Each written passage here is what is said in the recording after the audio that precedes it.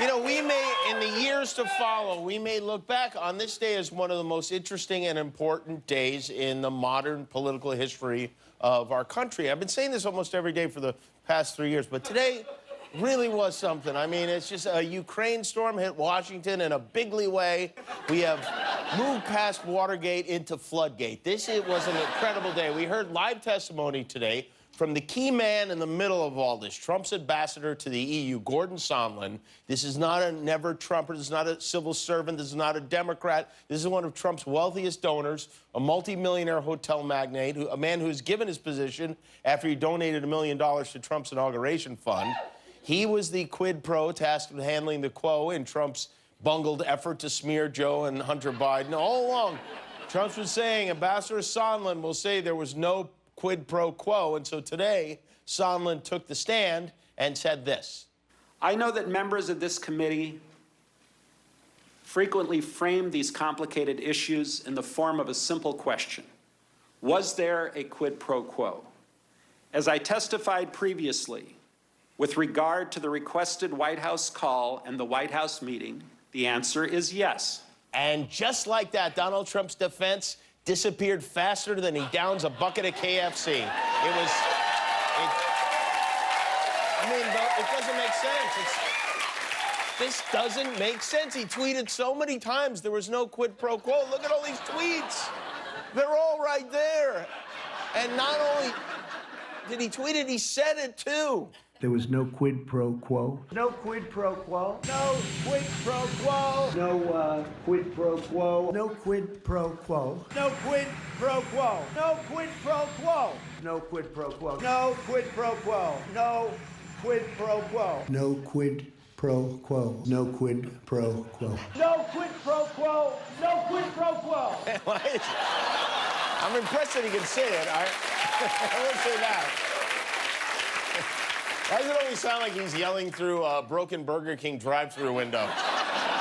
Staffers in the White House were said to be shocked and blindsided by the testimony this morning, as it would appear our president has been caught orange-handed. And I'll tell you something, I don't think Gordon Sondland's getting his $1 million back. I really don't. It's kind of poetic watching Donald Trump get taken down by a bald man. Sondland said he pressured Ukraine for an investigation at the express direction of the president. Sondland screwed the president so thoroughly today, Trump reflexively paid him $130,000 to be quiet.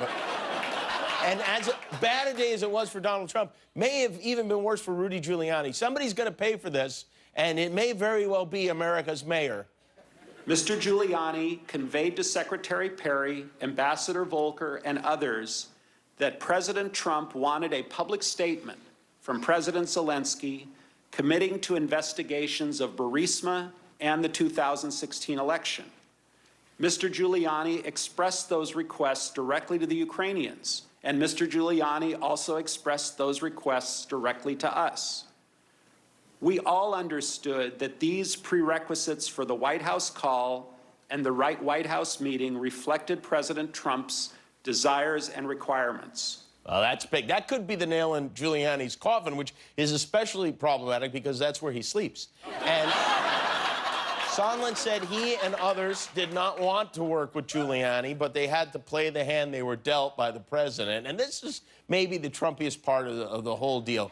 Sondland testified the president wanted the Ukrainians to announce an investigation into the Bidens, but they didn't actually have to do the investigation. Kind of like if you were to announce you're gonna build a wall and, you know, Sondland said Trump didn't seem to care if the investigations actually took place, which is how you know he really cares about corruption in the Ukraine. But he just wanted people to know that these guys were looking at Joe Biden. It's like signing up for a marathon. You don't actually want to run it, you just want to post about it on Instagram. And according to Sondland, Rudy Giuliani wasn't the only one on Team Trump in the loop on these dastardly deeds. Guess who else was in the loop, too? Everyone was in the loop. Everyone. Everyone was in the loop. The president, the vice president, Secretary of State, Chief of Staff, Rick Perry, John Bolton's quite a list. And today they all went under the bus. So many guys went under the bus today, there wasn't even room for all of them under there. They had to go under in shifts. Poor Mike Pence. The one time they let Mike Pence in the loop, it's a federal crime. This kind of tells you all you need to know about how things went today. Look at these headlines. Vice President Pence left D.C. area just minutes after Sondland started testifying. Mike Pompeo searching for a safe exit from state ahead of Senate run. The easiest way to tell somebody's about to leave the Trump administration is if they are currently in the Trump administration. It was a damning day. So where does this leave the ranking Republican in the House? Devin Nunes had to dig extra deep today to defend the indefensible. In fact, he had to go all the way back to the Revolutionary War. Finally, the Democrats' fake outrage that President Trump used his own channel to communicate with Ukraine. I'll remind my friends on the other side of the aisle that our first president, George Washington, directed his own diplomatic channels to secure a treaty with Great Britain. If my Democratic colleagues were around in 1794, they'd probably want to impeach him, too. You know, I think Devin Nunes may have studied history at Trump University because he's an imbecile. He's really scraping the bottom of the barrel today. But even he couldn't hide his shock. Watch his face here when they break for a recess after Sondland blew the whole place up. That concludes our 45 minutes. I now recognize Mr. Nunes. Oh, okay. Why don't we take a 5 or 10 minute break? Thank you. All right, so that was explosive testimony there. That's the same face Trump made the day Don Jr. was born. It's a sad face. It's a very sad face. I have to say, this Gordon Sondland is an interesting character. One of the lighter moments today was when he weighed in on what he said during a call with Trump. You confirmed to President Trump that you were in Ukraine at the time and that President Zelensky, quote, loves your ass, unquote. Do you recall saying that? Yeah, it sounds like something I would say. It's about as Gordy as it gets. It was an historic day. Not only was there a chat about the president's bottom, today's testimony also set a record for most impeachment hearing mentions of a hip-hop star. ASAP Rocky, ASAP Rocky, ASAP Rocky. ASAP Rocky, ASAP Rocky, ASAP Rocky. There's more Rockies than Sylvester Stallone. I don't think we can overstate how unusual that is. This would be like if a large portion of the Watergate hearings revolved around Sly and the Family Stone. It was not a fun day for the president. Trump was in his office eating cans of Diet Coke today. He watched the testimony this morning, panicked, and then charged out to the White House lawn to try to somehow claim a victory from this. I'm going to go very quickly, just a quick comment on what's going on in terms of testimony with Ambassador Sondland. And I just noticed one thing, and I would say that means it's all over. Well, I hope you're right about that. That's from your greasy lips to God's ears. And I'm sure you'll be surprised to learn that Trump now claims he doesn't really know Gordon Sondland. I don't know him very well. I have not spoken to him much. This is not a man I know well. Seems like a nice guy, though. But I don't know him well. He was with other candidates. He actually supported other candidates. Not me. Came in late. Why do I get the feeling when this presidency ends, Trump will claim he's never heard of Donald Trump? His big defense now is, the new defense is that he told Sondland no quid pro quo. But of course, he said that after the whistleblower blew when he was desperately trying to cover his tracks. But here's my response. Now, if you weren't fake news, you'd cover it properly. I say to the ambassador in response, I want nothing. I want nothing. I want no quid pro quo. Tell Zelensky, President Zelensky, to do the right thing. So here's my answer. I want nothing. I want nothing. I want no quid pro quo. Tell Zelensky to do the right thing. Then he says, this is the final word from the President of the United States. I want nothing.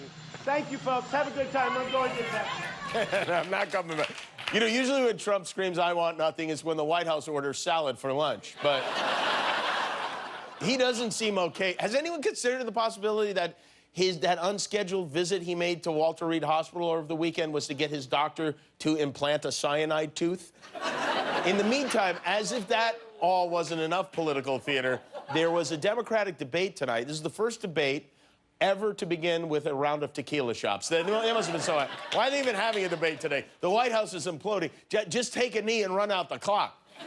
The previous debate had 12 candidates on the stage. Tonight, that field was narrowed down to 10, and then next time, it will be widened back up to 12. But the debate was held at Tyler Perry Studios in Atlanta, and that was interesting because if you were to take Cory Booker, Elizabeth Warren, Bernie Sanders, and Kamala Harris and mash them all together, you would get Medea. But no one cares about the debate tonight. The big story of the day was Gordon Sondland and his testimony. He gave several hours on the stand.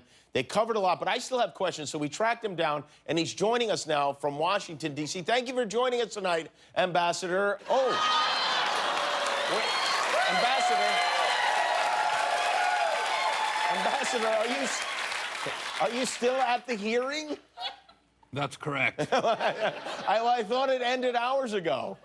It did, but I'm afraid to leave. Why are you afraid to leave? Do you think the president is angry with you? Angry. He's angrier than Greta Thunberg at a Humvee dealership. He's angrier than Jim Jordan with an expired Rogaine coupon. He's angrier than Mike Pence seeing a woman dance on a Sunday. Oh, right, okay. I hope you don't mind me asking, do you believe the president committed a crime? A crime? The Yes. guy's committed more crimes than Jeffrey Epstein at an American Girl doll store.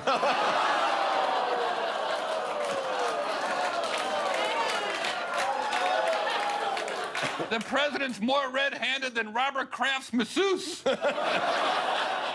who I know personally.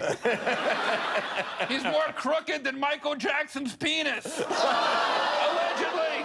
All right, I think we get the point.